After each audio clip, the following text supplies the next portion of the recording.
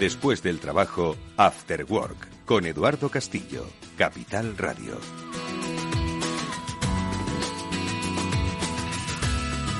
Hola, ¿qué tal amigos? Muy buenas tardes, bienvenidos un día más a este Cyber After Work, que es el programa de la ciberseguridad de Capital Radio, que hoy va a hacer pues un repaso, un balance por la que puede ser posiblemente la semana más importante en materia de ciberseguridad que se vive durante el año en nuestro país. Estamos hablando de una semana en la que se albergaron las 16ª jornadas STIC del Centro Criptológico Nacional y las 4ª jornadas de ciberdefensa organizadas por el Mando Conjunto del Ciberespacio en Kinépolis. Allí estuvo este programa, el Cyber After Work, hablando con los protagonistas de estas 3 interesantísimas jornadas.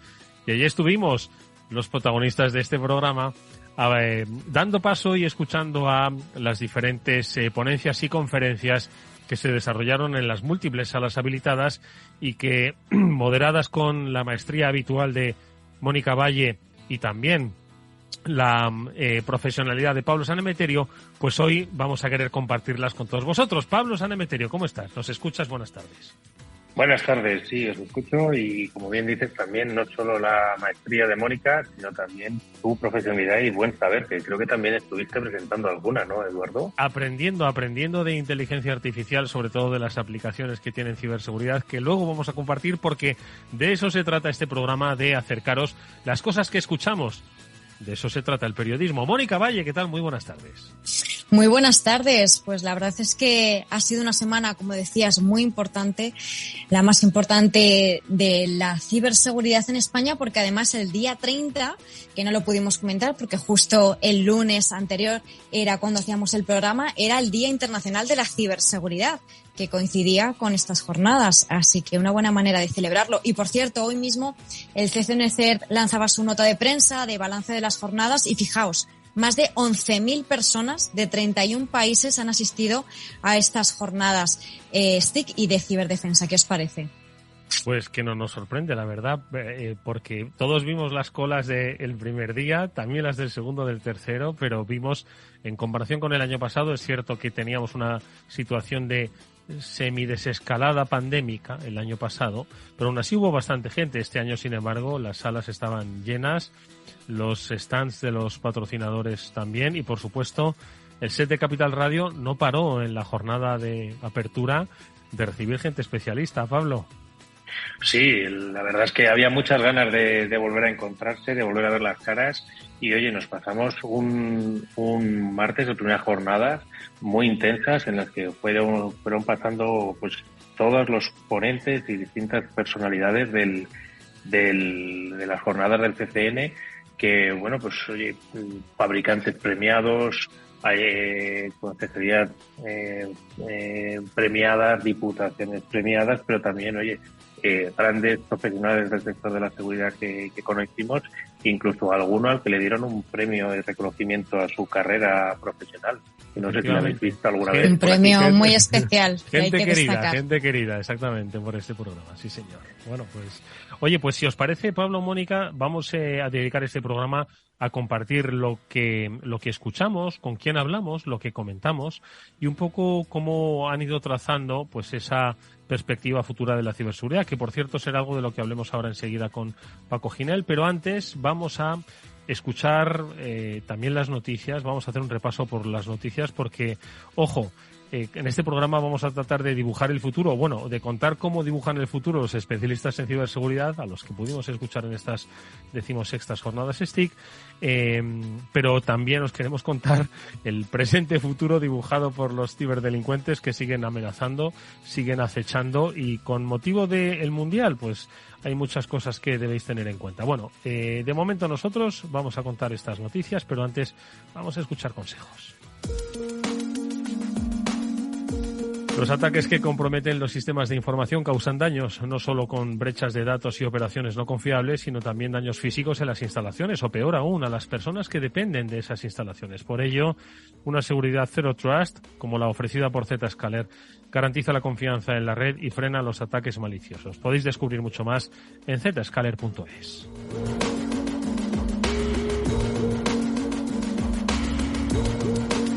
Eduardo Castillo en Capital Radio, After Work.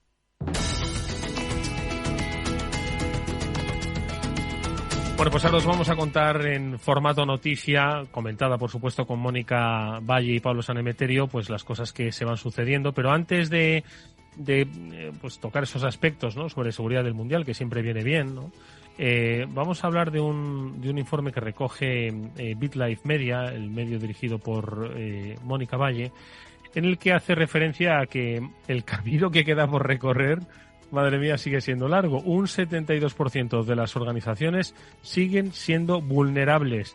Entiendo que en contraste con el análisis que se hizo el año pasado con respecto a uno de los principales de las principales amenazas que se descubrieron, el Log4j, ¿no? ¿Cómo era esto, Mónica?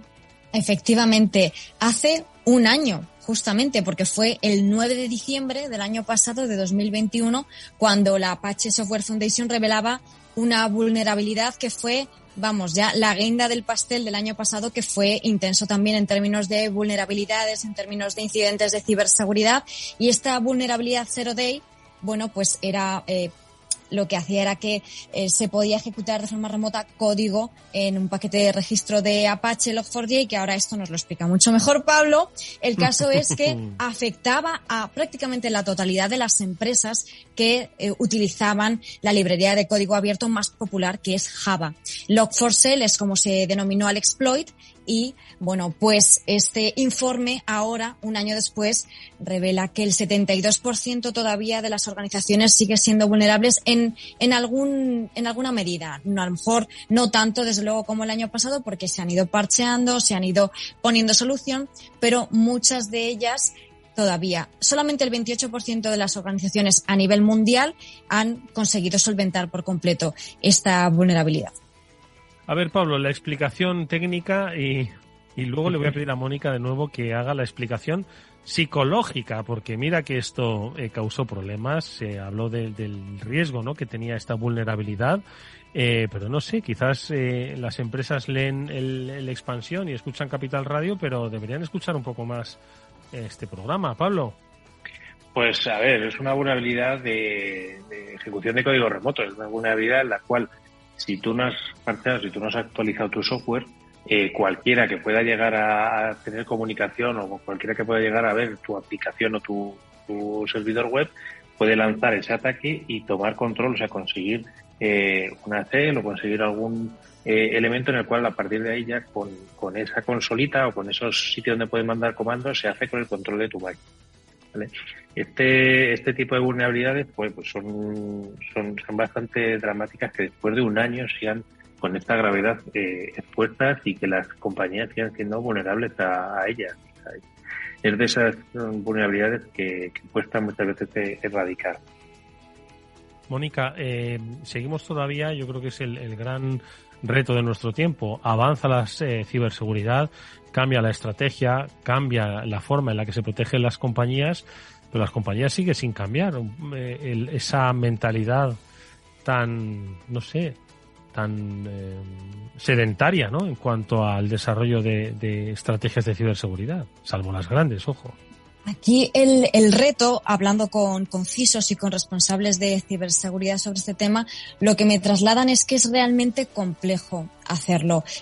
Solucionar este problema, no solamente de esta vulnerabilidad, que sí que es verdad que ha sido pues muy popular porque ha afectado a tantísimas empresas y además era grave, ¿no? Pero es que las compañías, da igual si son grandes o pequeñas, tienen tantos sistemas, tantos entornos, tanto software, tantos proveedores, etcétera, etcétera, que al final lidias con muchísima complejidad y muchas potenciales vulnerabilidades. Entonces, a la hora de la verdad, las empresas, y esto también nos lo han contado seguro si recordáis en Cyber After Work, tienen que medir los recursos y los esfuerzos, las empresas, a la hora de aplicar parches, a la hora de solucionar vulnerabilidades y demás. Entonces llega un momento en que sabes que estás potencialmente expuesto a muchísimas vulnerabilidades y a muchísimos problemas de seguridad, pero no puedes dedicar todo el tiempo del mundo porque no lo tienes, ni todo el dinero del mundo porque no tienes todos los recursos. Entonces lo que haces es priorizar los que creas que van a ser potencialmente dañinos para tu organización. Y es posible que en este caso, siendo también un problema complejo, pues hayan decidido parchear lo más importante y dejar quizás una pequeña parte que saben que el riesgo es más pequeño. Bueno, pues espero que tomen buena nota, que las vulnerabilidades persisten. Una cosa es que pase al día siguiente de haberse descubierto la vulnerabilidad y otra que ésta haya dejado de existir. Y por el ciberespacio campan muchas vulnerabilidades, ¿verdad, Pablo? Además, muy antiguas y simplonas que pueden perfectamente, que tienen la misma validez. Es decir, aquí, por el hecho de que transcurran los días y se mejore, obviamente, las infraestructuras de ciberseguridad, no significa que las amenazas dejan de tener eficacia, por muy sencillas y viejas que sean. Sí, a ver, en ocasiones también muchas veces pues, oye, no se puede corregir, no se puede actualizar rápidamente las aplicaciones, entonces se ponen medidas de mitigación, se ponen distintas protecciones para evitar o para detectar estos ataques, pero eso tienen que ser, ni más ni menos, como dicen su nombre, medidas paliativas, las medidas que van a estar un tiempo ahí hasta que consigas poder actualizar y empezar a no tener esa vulnerabilidad. Es cierto que, bueno, otro ejemplo de este tipo de ataques, por ejemplo, fue Eternal Blue, que fue el exploit que utilizó WannaCry para replicarse en distintas máquinas, además se replicaban sin necesidad de que nadie hiciera nada, solo necesitabas un puerto expuesto a Internet y a partir de ahí empezabas a infectar máquinas. Y eso lo que demostró es que después de 3 meses con el parche disponible, aún había un montón de máquinas a las cuales se le podía afectar con este ataque. Y lo que hizo fue, pues, yo creo, dar un toque de atención que igual ya después de 5 o 6 años se nos va olvidando un poco estos toques de atención y por eso igual, oye, pues cada 8 o 10 años igual vemos un gran gusano que nos dé un susto y vuelva a poner a la gente en jaque y vuelva a poner a la gente en alertas para ir viendo que los parches hay que aplicarlos. No se puede dejar de actualizar un chip.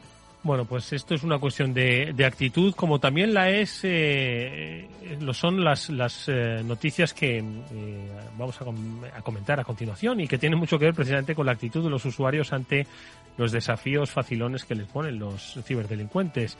No sé si que empecemos por la de el tema de TikTok, y es que al parecer pues una aplicación, también las absurdeces, hay que decirlo, ¿no?, de las aplicaciones que invitan a retos, ¿no?, al personal, retos en su mayoría absurdos, ¿no?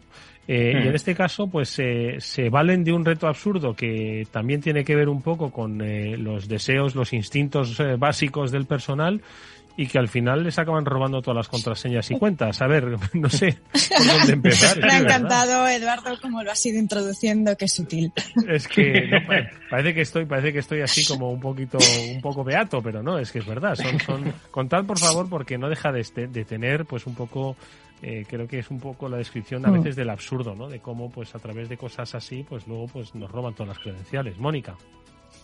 Pues bueno, para ponernos en contexto, en TikTok hay muchos filtros, igual que hay en Instagram y ahora en prácticamente todas las redes sociales, pues para cambiar nuestra apariencia. Y ahora el nuevo reto de moda para los TikTokers es utilizar un filtro que se llama Invisible Body, cuerpo invisible, y entonces crea un efecto óptico que parece que te has vuelto invisible, ¿no? Solamente se ve una silueta, por así decirlo.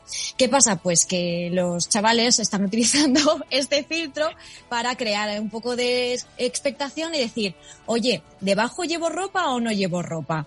Entonces, bueno, pues se añade ese componente así un poco morboso y lo ha hecho muy viral. Entonces los ciberdelincuentes, que no se pierden una, pues están explotando este filtro viral para propagar malware que en este caso puede robar datos a los usuarios. Esto es el contexto, Edu. Pablo, insisto, apelando al instinto básico del personal para trincarle todos sus datos. Yendo a lo más básico y sobre todo porque se ha puesto de moda en una especie de challenge, una especie de reto de estos que se hacen virales. ¿Os acordáis de vez en cuando del challenge este de tirarte un cubo de agua fría? Sí. Pues esto llevado un poco más al absurdo es grábate desnudo, que es lo que siempre hemos dicho que nunca debes hacer con un teléfono, que nunca debes hacer con nada tecnológico, que es hacerte cualquier foto, cualquier registro tecnológico. O sea, cuando digitalizas una imagen ya pierdes muchas veces el control de ella. O sea, incluso hay teléfonos que directamente están sincronizados, hacer la foto o el vídeo y se sube a la nube para que tengas la copia de seguridad. Pues en ese momento ya pierdes el control de esos datos. En el momento que está digitalizado puede haber réplicas que tú no eres ni consciente de que existen. Por eso siempre es muy importante explicarle a nuestros oyentes más jóvenes que jamás en la vida se les ocurra no hacer fotos desnudas, porque luego no sabes dónde van a terminar esas fotos y te puedes arrepentir.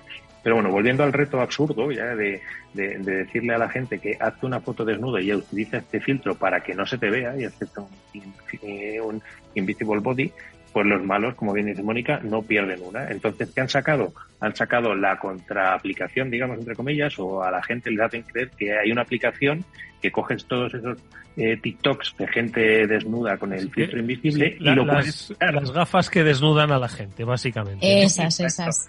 Que le quitas es que es primario esto. Es totalmente, pero es que esos son los filtros que más funcionan para estos gastos. Al final, la gente es muy primaria y le dicen, oye, cógete todos los vídeos de gente que está haciendo este challenge absurdo y descarga mi aplicación que les voy a quitar este filtro y tú los vas a poder ver desnudos. Y la gente cae como moscas, o sea, directamente va como locos a instalarse esa aplicación que en teoría quita ese filtro de Invisible Body y empiezas a entrar en distintos sitios o te hace redirecciones, te va llevando a distintos sitios donde lo que al final te acaban instalando son paquetes y acabas instalando software comprometido y lo que le vas a dar es acceso a los atacantes a tus equipos o a tus contraseñas o a tus tokens muchas veces de aplicaciones de terceros, con lo cual al fin y al cabo pues en el momento que estás instalando una aplicación de alguien que no conoce de dónde viene, por mucho que te esté prometiendo que te va a poder permitir ver a cualquier persona desnuda, incluso hubo aplicaciones que lo que hacían era coger a la gente, quitarle la ropa y ponerla desnuda. O sea, estamos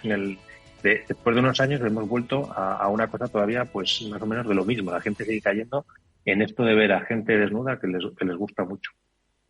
Bueno, pues mucho ojo, ¿vale? Con lo que hacéis y con lo que os creéis. Y esto también sirve para el fútbol. Ojo, hay quien tiene sus pasiones en la desnudez de otros y otros la tienen en el equipo de toda la vida. En este caso la selección, porque desde que empezó el Mundial, vamos, las amenazas de fraude y de estafas pues están a la orden del día y a medida entiendo que van pasando las fases de clasificación nos encontramos más todavía, Pablo.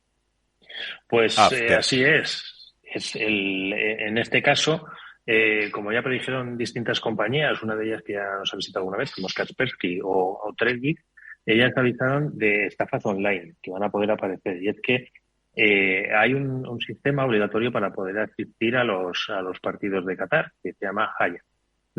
Entonces, ¿qué es lo que está ocurriendo? Pues que se han encontrado ya 90 cuentas comprometidas, pues han podido conseguir usuarios y contraseñas. ¿Cómo lo pueden hacer esto muchas veces los atacantes? Pues a base de, en este caso, Kaspersky y esta empresa Trellis están diciendo pues 16.000 dominios fraudulentos, 40 decenas de aplicaciones de cuentas falsas en redes sociales, anuncios y hasta 40 aplicaciones fraudulentas hospedadas en la Apple Store, que lo que intentan de alguna forma es conseguir tus datos o tus datos de acceso a esta plataforma en la que se compran las entradas, en la que puedes acceder. Y en este caso, pues con estos ataques lo que vas buscando es robar información, hacerte con tus credenciales o, pues, en muchos casos, pues incluso poder conseguir tu acceso a las entradas de fútbol. Moni, breve comentario. Pues es un poco parecido a lo anterior, vamos. Sí, en este caso hay que tener mucho cuidado con esas páginas web fraudulentas. Yo creo que se pueden repasar el programa que tuvimos hace un par de semanas fue con Hervé Lambert, que estuvimos hablando de Black Friday, de las estafas online, de los fraudes en e-commerce. Pues al final es parecido, ¿no? Tenemos que aprender a identificar esos elementos que hacen que una web pueda ser potencialmente fraudulenta. Y viendo algunas de las capturas de pantalla que se han lanzado y demás los investigadores, pues se ve que hay cosillas que deberían llamar nuestra atención. Así que hay que repasar esos consejos de ciberseguridad en cuanto a fraudes online. Pues venga, así que repasaros todos los podcasts que hemos hecho desde hace todos. Ya unas temporadas. Desde 2018. Bueno, estos son, oye, los viejos trucos, pues que cuando no había internet, pues también aprovechaban la condición humana. Hoy lo siguen aprovechando de otra manera, pero las estrategias y sobre todo los escenarios cambian. De esto es de lo que vamos a hablar en la Píldora SASI con Paco Ginel. Vamos a saludarle en cuanto escuchemos esta sintonía. After Work, con Eduardo Castillo.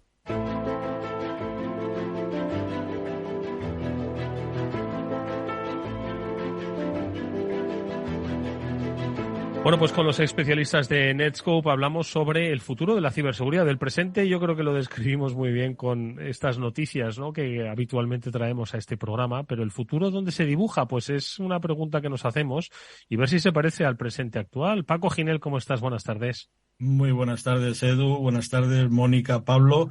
Pues sí, aquí estamos. Yo todos los años, cuando llegan estas fechas, pues me gusta hacer una recopilación de informes que además suelen publicarse en el último trimestre del año, pues por parte de compañías de inversión, consultoras, etcétera, ¿no? Y ver un poco, sacar un poco, decantar la información que van publicando todos ahí, intentar conseguir una visión de por dónde van a ir los tiros en el siguiente año, ¿no? Y eso es realmente lo que he estado haciendo estos últimos días y quería contaros hoy. Pues me parece, mira, lo primero, Paco, que gracias por el trabajo que nos has ahorrado. Un placer. Y en segundo lugar, yo creo que es interesantísimo, ¿no?, hacer ese análisis, ¿no?, de ver un poco las tendencias, escuchar precisamente al mercado. Y yo no sé si después de esta prospección, ¿no?, que has hecho, te has quedado sorprendido, ¿es un poco la línea en la que ibas o cuál es un poco tu conclusión? Pues mira, realmente hay cosas que se confirman, porque es que hay tendencias que son imparables, ¿no? Por ejemplo, pero hay otras cosas que es importante resaltarlas, pues porque realmente vienen a reafirmar muchas de las cosas que habéis dicho en este programa, ¿no? Fíjate, una encuesta reciente de Morgan Stanley ha concluido que la seguridad es el último elemento del presupuesto que los CTOs esperan recortar durante la recesión económica. No sé yo si el 72% de las empresas esas a las que hacíamos referencia son conscientes de esto, pero mira, por lo menos no recortamos ahí. Es importante. Fíjate. Además, dicen que la evolución de la ciberseguridad de los servidores a la nube será el principal impulsor del crecimiento en los próximos años y que a medida que se creen nuevas aplicaciones en nubes públicas, estas van a necesitar más seguridad. IDC, en otro informe, estima que se crearán 750 millones de nuevas aplicaciones nativas en la nube en todo el mundo para 2025. Esto supone multiplicar por 4 las que existen actualmente. ¿Y todo esto a qué nos conduce? Pues a que el gasto en gestión de riesgos y seguridad de la información, a pesar de la crisis, va a seguir creciendo.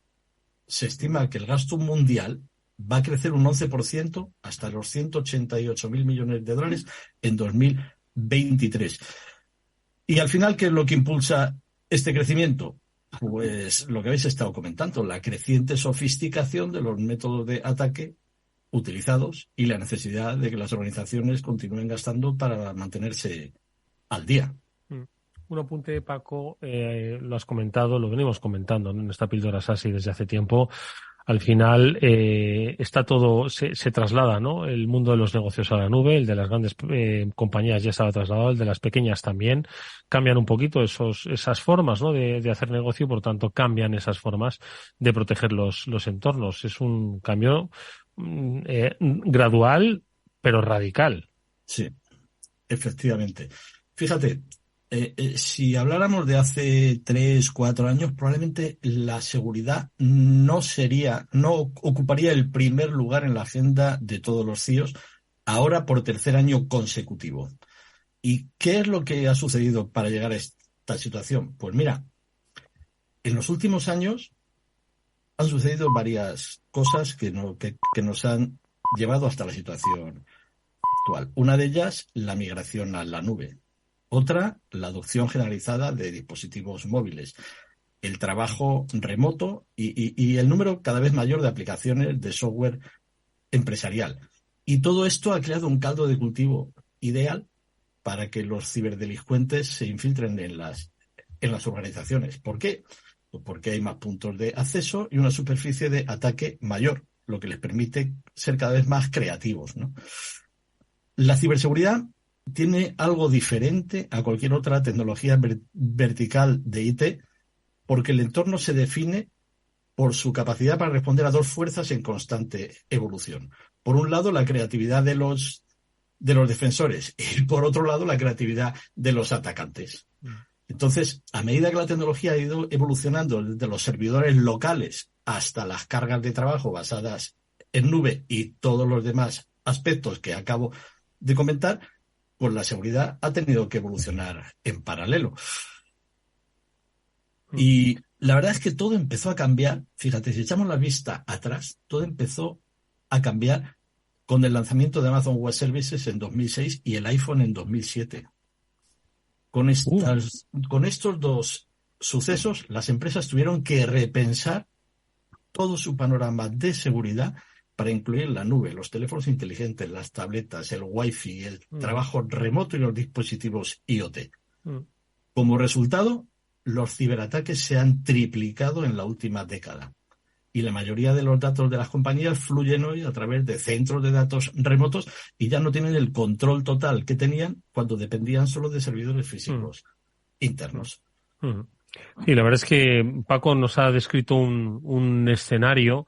Es una realidad más que un escenario, ¿no? Una realidad de trabajo de las empresas que deben ser conscientes de dónde se encuentran ahora mismo sus capacidades, sus oportunidades, su información, pero también los riesgos. Y de ahí que deban volver a revisar sus estrategias de ciberseguridad y pensar en la nube como el punto de partida y el punto de llegada de esas estrategias. Como siempre, es un placer escuchar a Paco Ginel, uno de los especialistas de Netscope, que nos acompaña en esta píldora SaaS. Y Paco, gracias, nos vemos en un próximo programa.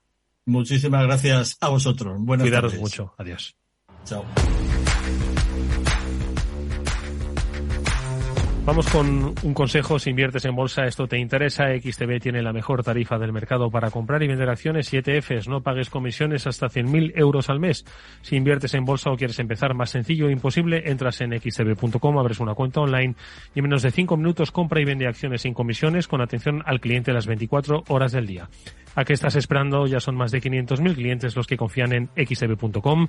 Un broker, muchas posibilidades, xtb.com. A partir de 100.000 euros al mes, la comisión es del 0,2%, mínimo 10 euros. Invertir implica riesgos.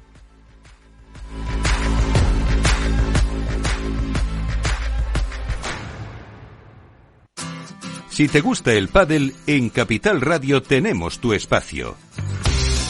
Todos los martes, a partir de las 10:30 de la noche, saltamos a la pista para contarte la actualidad del World Padel Tour, los torneos amateur, las novedades de las marcas y toda la actualidad relacionada con el segundo deporte más practicado de España.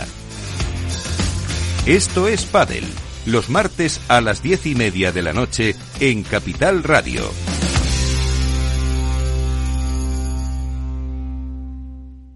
Después del trabajo, After Work, con Eduardo Castillo, Capital Radio. Bueno, pues nosotros lo que vamos a hacer es seguir con nuestro programa recorriendo, como os dijimos al principio, todas esas salas, todos esos comentarios, todos esos análisis que los miembros de este programa, Pablo Sanemeterio, Mónica y quien nos habla, pudimos palpar, compartir durante las pasadas jornadas STIC del Centro Criptológico Nacional y las jornadas de ciberdefensa del Mando Conjunto del Ciberespacio. Las decimos sextas y cuartas, respectivamente. Bueno, pues hubo, como decimos, nos ponía Mónica un poco las cifras, 11.000 asistentes de una decena de países, virtuales y remotos, atendiendo yo creo que el denominador común, obviamente, ¿no? Mónica, Pablo, que de estas jornadas era la de aquel ciberescudo único para España, es decir, es la necesidad de tener una única cobertura que implicaba la colaboración pública y privada, las fuerzas y cuerpos de seguridad del Estado, las empresas punteras, las pequeñas empresas innovadoras, todas debían formar parte de este ciberescudo único, las administraciones públicas, ojo, y el papel que desempeñan ellas, no solo en los servicios al ciudadano, sino también el papel que deben desempeñar en la creación de un escudo de ciberseguridad. Porque yo creo que quizás, Pablo, Mónica, como primera reflexión, ese es uno de los también cambios de paradigma, ¿no? de la administración pública. Ya no están exclusivamente para dar servicio al ciudadano, pues yo qué sé, cuando tenemos citas médicas o tenemos que hacer la declaración de la renta o pagar multas. También es cierto que vaya dos ejemplos últimamente que he puesto, ¿no? Pero bueno, en fin, también nos ofrecen otras cosas sin necesidad de pagar, ¿no? Los servicios públicos. Pero pero también esos mismos servicios públicos, las consejerías de sanidad tienen la obligación no solo de ser eficientes, ¿no?, en el desempeño de su atención al ciudadano, sino también tienen la obligación de securizar los entornos digitales de nuestro país. Es un poco esa sensación que tenía. No sé qué os parece, Mónica. Sí, efectivamente. Al final, esta colaboración que estabas hablando, ¿no?, bajo ese lema del ciberescudo único para España, pues viene a ejemplificar un trabajo que se lleva haciendo mucho tiempo. Nos lo han estado contando Javier Candau cuando estuvo hace un par de semanas, nos lo decía, ¿no?, que es fundamental, porque al final tanto la administración como las entidades públicas, las entidades privadas, todas tienen que hablar entre ellas, ¿no?, para poder estar, digamos, a la vanguardia de las ciberamenazas, de los incidentes. Lo que le ocurre a unas le puede ocurrir a otras también, y en definitiva todo es para lo que decía Edu, ¿no?, para protegernos a nosotros como ciudadanos, para proteger nuestros datos, porque están en constante amenaza, desde luego. Pablo.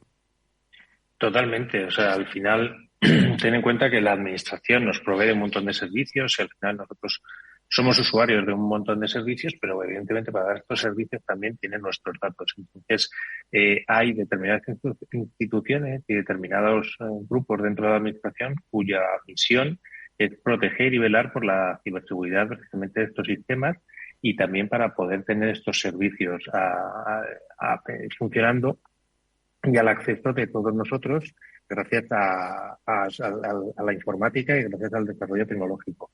En este sentido, pues oye, el Centro Criptológico Nacional, y además en este eslogan tan bueno como es lo de un ciberescudo único, pero al final lo que yo creo que quiere reflejar es hay que tratar de defenderse y defenderse de una forma similar y sobre todo compartiendo también estos escudos entre todos, y en una medida posible tratar de converger o ir hacia gestiones o que la defensa sea de una forma más similar, que no sea al final muchas veces que en algunas organizaciones vemos SIMOS o vemos que tienen un montón de tecnologías, pero luego no eres capaz de seguirlas, no eres capaz de entenderlas, sino que tienes que tener una persona experta en cada una de ellas.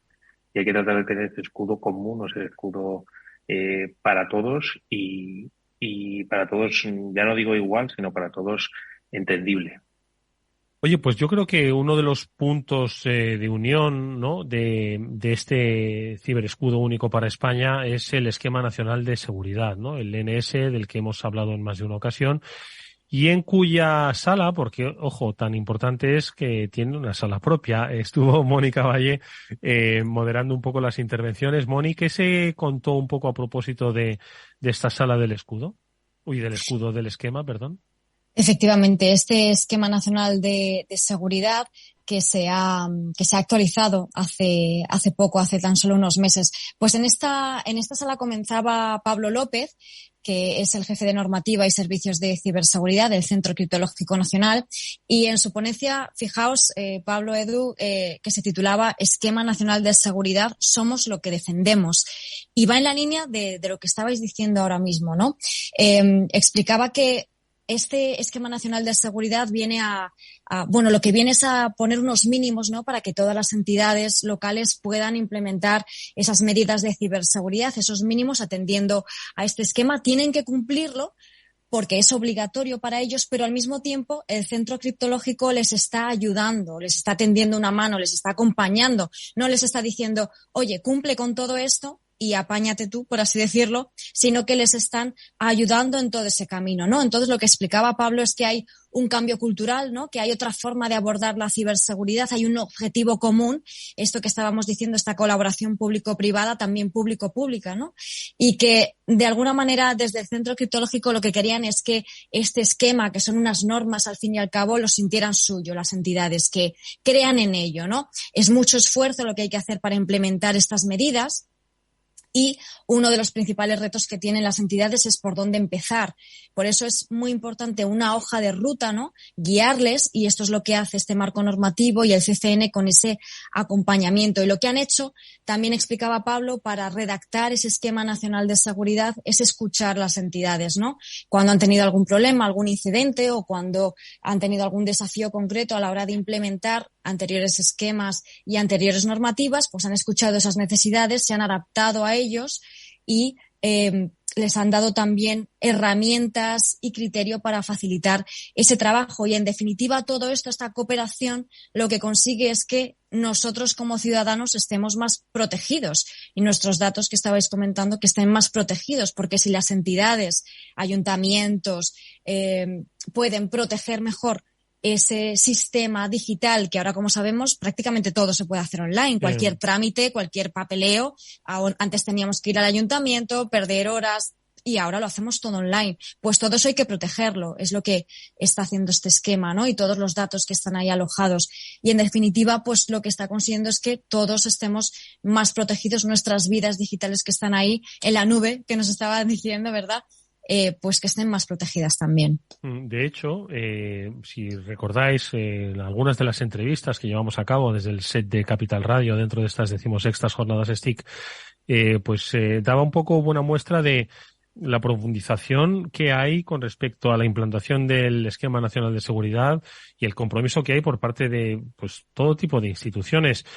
Si recordáis bien, estuvimos hablando con responsables de el área de seguridad informática de la Consellería de Sanidad de la Generalitat Valenciana. Estuvimos hablando también con miembros del área de seguridad de las diputaciones de León y también de la Diputación de Huesca, hablando sobre cómo ellos implementaban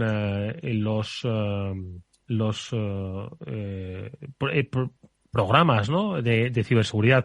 También estuvo con nosotros José Ángel Álvarez, ¿lo recordáis? Una fantástica entrevista, Pablo, el responsable del Centro de Ciberseguridad del Ayuntamiento de Madrid. Es decir, que es que estamos hablando de capitales de primer orden, como es el caso de Madrid, pero también estamos hablando de la Diputación de Huesca, donde también tienen una concienciación sobre la necesidad de securizar el entorno por el que dan servicio a los ciudadanos y que al final forma parte de ese escudo, de ese ciberescudo único para España. Pablo. Totalmente. Sí, en este sentido tuvimos la suerte de poder compartir con distintas administraciones su día a día. Yo recuerdo bastante el responsable del Ayuntamiento de Madrid, el jefe de Willy, no sé si os acordáis que vino por aquí Willy, pues su jefe, estuvo con nosotros en las jornadas STIC y nos estuvo indicando pues cómo todo el Ayuntamiento de Madrid, todas las empresas públicas, todo lo que tiene alrededor una gran ciudad como Madrid, está pensado para dar servicio al ciudadano, que es lo mismo que al final y al cabo les pasa también a la Consejería de Salud de la Generalitat Valenciana, que además, fuera ya de micrófono, hablando con el responsable, me comentaba pues eso, toda la evolución que está sufriendo el mundo de la ciberseguridad, sobre todo en el sentido positivo, es decir, que ocurre un incidente en un hospital de otra comunidad y la responsable de salud de la consejería donde trabaja esta persona dice, mi jefa hace unos años igual esto no se lo hubiera planteado y ahora en el momento en el que ocurre algo al vecino me pregunta en qué estado estamos, qué podemos hacer para mejorar, necesitas algo, todo este tipo de preguntas que te gusta recibir para ver que es un tema importante y que es algo que está en la agenda de todos los gobernantes. Esquema Nacional de Seguridad, pero también mucha empresa privada, ¿no? Desarrollando y trabajando para la creación de este escudo único. ¿Qué más cosas escuchasteis, Pablo? Tú estuviste también moderando una serie de jornadas e intervenciones. No sé si tenían temáticas. Sí, ¿no? Claro que sí. ¿Cuáles fueron un poco las que llevaste la batuta? Cuéntanos. Por supuesto que tenían temática, estaban también dentro de la parte del Esquema Nacional de Seguridad, pero en este caso estaban sobre todo hechas por empresas que al fin y al cabo son un poco las que apoyan en este evento y las que tienen stand. Y en este caso pues tuvimos distintas ponencias, casi todas de ellas curiosamente había varias que tenían un tema común, que es la seguridad de los entornos IT. Es decir, había 2 o 3 en las cuales se hablaba del tema de la seguridad de las partes industriales y cómo se está trabajando en generar SOCs o centros de seguridad en torno al mundo industrial, ¿vale? Que es lo más, digamos, un poco lo más novedoso y oye, pues como todos estos entornos que tradicionalmente han tenido una situación que estaban aislados, es decir, las amenazas que pudieran tener o la carencia de medidas de seguridad se compensaba porque estaban aislados, pero se han ido conectando y cada vez se comportan más sobre tecnologías como cualquier ordenador y entonces pues esto supone un riesgo y de ahí pues que se esté trabajando cada vez más y más en estos SOC de tipo industrial. Y luego otras 2 bastante técnicas que en las cuales pues oye, a mí había momentos en que me costaba seguirlas, que eran una relacionada con intercambio de claves cuánticas en satélites, en comunicaciones con satélites, que la verdad es que fue bastante interesante, y otra en la que hablamos de cómo se guardan los secretos en los teléfonos móviles. Ha ido evolucionando todo esto, añadiendo medidas de seguridad hasta el punto en el que hay chips separados de donde está ejecutando normalmente, donde ejecuta tu teléfono, pues los secretos no se guardan ahí en la memoria o se guardan cerca de la CPU normal, sino que se guardan en un chip separado, es proceso diseñado para poner ciberseguridad y guardar secretos. Entonces, bueno, es un poco, a mí me quedo sobre todo con la parte de la parte de seguridad industrial, que me parece que es un punto muy a tener en cuenta. Oye, pues, bueno, Moni, no sé si quieres hacer algún comentario. Formaba parte también de ese foro del ENS, del Esquema Nacional de Seguridad, lo que comentaba Pablo. De eso último no, porque si Pablo no le costaba un poquito técnicamente, en fin, creo que tú y yo ya ni entramos ahí, ¿no? Vamos a dejarlo estar. Está en otro plano, en el plano cuántico. Exacto. Sí. No, al mismo tiempo que estaba Pablo en esas salas, estaba celebrando en otra un acto relacionado con el Foro Nacional de Ciberseguridad, en el que ha participado también mucha gente, tanto del ámbito público como privado. Es un ejemplo también de colaboración público-privada, que en algún momento lo hemos comentado, y se estaban también entregando los reconocimientos a las personas que han trabajado en ese foro y algunos de los miembros de los distintos grupos, porque el foro se divide en varios grupos de trabajo que trabajan en diferentes ámbitos de la ciberseguridad. Uno de ellos es este que estaba comentando Pablo, ¿no? La industria también, innovación, cultura, talento, y desde luego es algo interesante para que nuestros oyentes pues investiguen un poquillo lo que se está haciendo también en ese sentido. Pues una de las salas que nos habla pues tuvo la oportunidad de más que moderar, presentar, ¿no?, a los diferentes ponentes, muchos de ellos con ese componente técnico al que hacía referencia Pablo, era la relativa a la de la inteligencia artificial. Muchos trabajos, investigaciones, que contaron un poco, ¿no?, hacia dónde se estaba dirigiendo, cómo la inteligencia artificial iba a ser una herramienta muy interesante, ¿no?, en la lucha contra la ciberinseguridad. Pero también, y esto no sé si ya lo habíais oído vosotros en numerosas ocasiones, entiendo que sí, pues uno de los principales riesgos, ¿no?, y me llamó mucho la atención, era que a las inteligencias artificiales se las entrena, ¿no?, para ser más inteligentes si cabe, ¿no? Y que en esos entrenamientos, en esos aprendizajes que llevaban a cabo, era cuando los ciberdelincuentes podían entrar y pasar prácticamente inadvertidos y desapercibidos y entrenar erróneamente, ¿no?, a esas inteligencias artificiales, o entrenarlas para que no hiciesen bien su trabajo de reconocimiento de la detección de intrusiones o de amenazas. Y me resultó más que interesante, ¿no?, algunas de las charlas que se produjeron. ¿Habéis oído algo, chicos, de este tema? A mí me recuerda bastante hay un tipo de red neuronal, ¿vale?, dentro del mundo de la inteligencia artificial. No soy un experto del mundo de inteligencia artificial, pero hay como distintos niveles, ¿vale? O sea, en los niveles más básicos, que puedes trabajar quizás con regresiones lineales, que al fin y al cabo es una parte de estadística, y luego poco a poco van entrando la parte de neuronas artificiales y se llega a niveles más del deep learning, que se oye muchas veces, y hay un tipo que son más profundos, más complejos, y hay un tipo de red neuronal y se suele conocer como red de Lacan o la red de neuronales adversarias, ¿vale? En el cual está una inteligencia artificial luchando contra otra inteligencia artificial y de hecho aprenden. Aquí me recuerda un poco a eso y me recuerda también un poco a la parte, como bien dices, de intentar engañar a las inteligencias artificiales y conseguir que en lugar de aprender desaprendan. Pero al fin y al cabo, de alguna forma te recuerda también a la parte de redes sociales y de engaños que sufrimos las personas normalmente, ¿no? Sí. Que nos ponen noticias falsas y vamos cayendo ahí como La moscas. generación de deepfakes, efectivamente, Pablo, precisamente, y perdona que te interrumpa porque me refrescas un poco la información de dos especialistas de Telefónica que hablaron de los diferentes trabajos, ¿no?, de investigación que estaban llevando a cabo, entre ellos precisamente la capacidad de engañar a estas inteligencias artificiales de tal manera que eran incapaces de reconocer lo que por su inteligencia deberían reconocer, es decir, edificios u objetos claramente definidos, ¿no?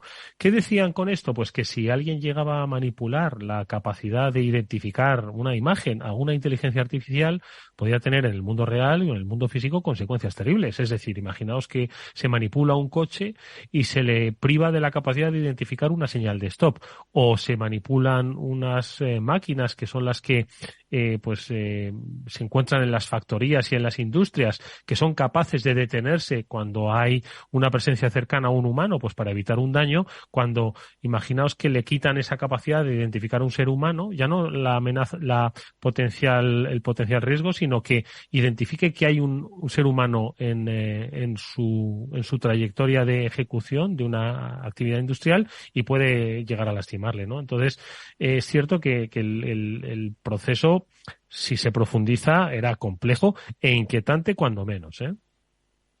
Uh-huh. Inquietante, desde luego. Esto es muy interesante lo que estabas contando, Edu, porque realmente plantea un panorama y un futuro bastante complicado y da un poco de miedo, ¿no? Pero es cierto que al final la inteligencia artificial y todo lo que conlleva nos va a proveer de muchos beneficios y, como toda tecnología y como solemos decir, ¿no?, al final hay ciberdelincuentes en este caso que se aprovechan de las características que se están pensando para el bien y las utilizan para otro tipo de actos, ¿no? Y me estaba acordando porque esta misma semana ha habido mucho revuelo con un chat de inteligencia artificial que no sé si lo habéis probado, yo no he podido todavía, de OpenAI. Es un chat que se llama ChatGPT, si no me equivoco. He visto bastante jaleo en Twitter, con respecto. Sí. Entonces, esta empresa ha lanzado este chat que cualquiera se puede inscribir y puede utilizarlo. Entonces, que en un modelo de lenguaje natural, es decir, que habla como cualquiera de nosotros, como cualquiera de los oyentes, como estamos hablando ahora, pues tú le haces una pregunta o le haces un comentario en ese chat y te responde. Le puedes preguntar lo que quieras sobre, que estábamos hablando ahora de mecánica cuántica, de lo que quieras. Y te responde de una manera bastante preocupante, diría yo, porque realmente hay muchas personas que no seríamos capaces de mantener una conversación o de responder sobre cualquier tema de esa manera, ¿no? Entonces, ¿demasiado inteligente o qué? Está evolucionando mucho y todavía estamos, yo creo, en los inicios de lo que puede llegar a ser todo esto, ¿no? Madre mía. Pablo. No, GPT-3 y todos los motores de inteligencia que tiene OpenAI por detrás, la verdad es que están llegando a unos niveles bastante asombrosos. Ha sido bastante curioso en bastantes hilos de Twitter cómo se le iba preguntando por alguna vulnerabilidades o por cómo se explotaba. En algunos casos creo que no llegaba a poner algún exploit, o si acaso lo llegaba a poner eran códigos, teniendo en cuenta que ya hay inteligencias artificiales que se basan en códigos que van poniendo desarrolladores. Hay una página muy famosa que es Stack Overflow, donde se suelen poner códigos que a la gente hace preguntas y otra gente que sabe les contesta con el código. Pues estas inteligencias artificiales se han basado en esas respuestas y te ayudan a programar. Prácticamente le dices, oye, prográmame una página web que haga no sé qué, y aprovechando de esas respuestas casi te saca una página web que hace esas cosas. Entonces, la verdad es que es bastante sorprendente y están llegando muy, muy lejos las inteligencias artificiales. Bueno, pues oye, profundizaremos, si os parece, un poquito más en el tema este de la inteligencia artificial, su aplicación al mundo de la ciberseguridad. Pero es que son muchos temas, ¿eh? Estuvimos hablando con muchísima gente. Madre mía, y del mundo de la aplicación de la ciberseguridad a los entornos ferroviarios. Estuvimos hablando, por supuesto, de informática forense, muchas cosas. Y a quien le saludamos afectuosamente, pero no pudimos sentarle en nuestro set de radio, fue nuestro querido amigo Román Ramírez. Mónica. Efectivamente, vamos, yo de hecho es que en esta semana, lo que son las jornadas STIC, hay tanta gente, ya hemos dicho que miles de personas, que a muchas de ellas les ves así un poco de lejos y no llegas ni a saludarles. Pero tengo muchas ganas de volver a ver en persona a Román y de darle la enhorabuena también en persona. ¿Decimos por qué? ¿Por qué? A ver, adelante. Porque hemos comentado antes, ¿verdad?, que uno de los momentos más especiales de estas jornadas STIC, que siempre sucede en la primera jornada del evento, es cuando entregan lo que denominan el premio a la trayectoria profesional, que de hecho es un premio pues muy, muy reconocido en el sector, ¿no? Y este primer día, la ministra de Defensa, Margarita Robles, que es quien inauguró el evento, pues fue la encargada de entregar este premio a la trayectoria profesional a Román Ramírez, que es cofundador de la RUTEZCON, como bien sabemos, amigo del programa y con quien tantas veces hemos hablado y hablaremos para que nos cuente. Por supuesto. Por supuesto, pues, qué ha supuesto para él este premio, ¿no? Que yo no lo pude ver porque estaba en otra sala. De otra sala. Pero bueno, desde luego que tengo ganas de verlo, porque luego suben todas las ponencias y todas van a quedar subidas en YouTube, y animamos también a los oyentes a que las vean porque son muy, muy interesantes. Por supuesto, pues nuestra más sincera enhorabuena, Román, que ojalá nos esté escuchando, si no ahora en directo, en diferido, y le esperamos en el programa. Amigos, que nos tenemos que ir. Pablo, Mónica, gracias. Oye, que nos vemos el próximo lunes, que vendrán de Zscaler a hablarnos de Zero Trust y de los nuevos paradigmas de la ciberseguridad. Gracias, Pablo, Mónica, nos vemos. Adiós, amigos. Nos vemos. Hasta luego. Enhorabuena, Román. Adiós. Adiós.